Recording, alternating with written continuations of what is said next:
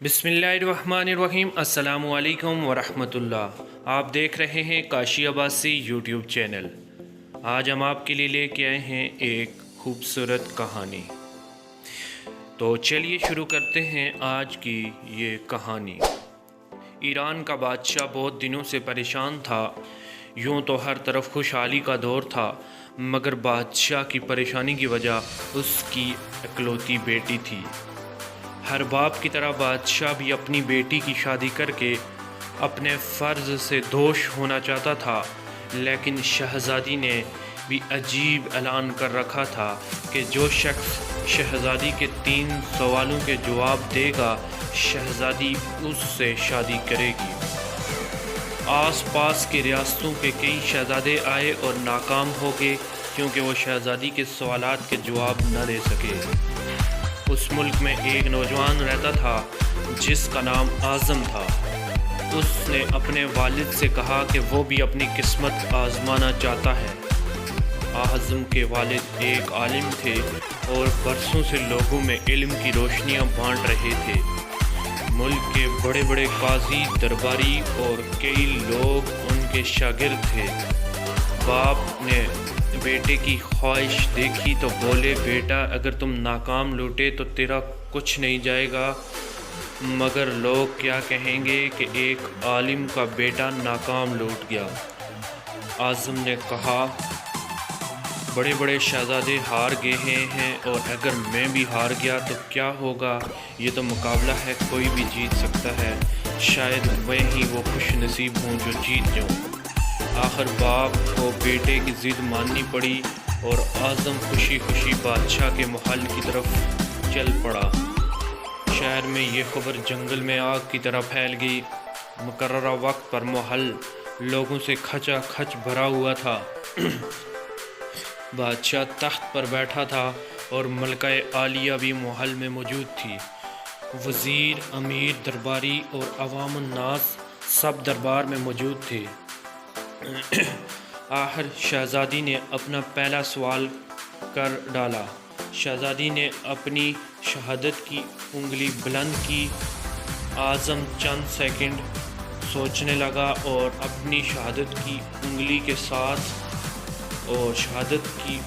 ساتھ والی دوسری انگلی بھی اس کے جواب میں کھڑی کر دی، یعنی کہ 2 انگلیاں اس نے اس کے جواب میں کھڑی کر دی۔ یہ دیکھ کر شہزادی مسکرا اٹھی اور اعظم کو بولا، شاباش، تم اپنا پہلا جواب دے چکے ہو۔ دوسرے سوال کے لیے شہزادی اپنی کرسی سے اٹھی اور تلوار اٹھا کر ہوا میں چلائی اور واپس اپنی نشست پر بیٹھ گئی۔ اس کے جواب میں اعظم کھڑا ہوا اور اپنی جیب سے قلم نکال کر بلند کر دیا۔ شہزادی بولی، آفرین جوان، تم نے دوسرے سوال کا جواب بھی درست دے دیا ہے۔ شہزادی نے تیسرے سوال کے لیے یہ کیا کہ وہ اپنی نشست سے اٹھی اور جلدی سے سیڑھیاں اتری اور واپس آ کر اپنی نشست پر بیٹھ گئی۔ یہ سوال بہت عجیب و غریب تھا۔ ہر طرف خاموشی تھی، لوگوں کی سانسیں رکی ہوئی تھی۔ آخر اعظم کھڑا ہوا اور اپنے دل پر ہاتھ رکھ کر شہزادی کی طرف دیکھنے لگا۔ شہزادی بولی، مرحبا مرحبا اے جوان، تم 3 سوالوں کے جواب دے چکے ہو۔ اعظم دل ہی دل میں اللہ کا شکر ادا کر رہا تھا اور دوسری طرف لوگ ورطۂ حیرت میں تھے کہ آخر وہ سوالات کیا تھے اور جوان نے کیا جواب دیے۔ اتنے میں بادشاہ نے اعظم سے پوچھا، تم نے ملکہ عالیہ کو مطمئن کر دیا ہے، اب یہ بتاؤ تم سے ملکہ عالیہ نے کیا پوچھا اور تم نے کیا جواب دیے؟ نوجوان نے کہا، شہزادی نے ایک انگلی کھڑی کر کے پوچھا تھا، تمہیں اللہ پر یقین ہے؟ میں نے 2 انگلیاں کھڑی کر کے کہا، اللہ اور اس کے رسول پر میں یقین رکھتا ہوں اور میرا یقین اٹل ہے۔